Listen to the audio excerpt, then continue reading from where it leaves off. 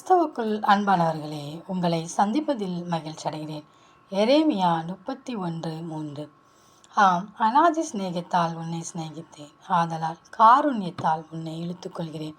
ஆம், பிரியமானவர்களே, நம் தேவனாகிய கர்த்தர் நமக்காக அவர் தன்னையே பலியாக கொடுத்து நம்மை அவருடைய பிள்ளைகளாக அவர் வைத்திருக்கிறார். எனவே நாம் எந்த ஒரு பாவத்திலே இருந்தாலும் அதை நாம் விட்டுவிட்டு நாம் தேவனாகிய கர்த்தருடைய பாதத்துக்கு நாம் கடந்து வருவோம். அவ்வாறு கடந்து வருகிற ஒருவரையும் என் தேவனாகிய கர்த்தர் அவர் புறம்பே தள்ள மாட்டார். அவர் பாவிகளை புறம்பே தள்ளுவதில்லை, பாவத்தை பார்க்க மாட்டார்.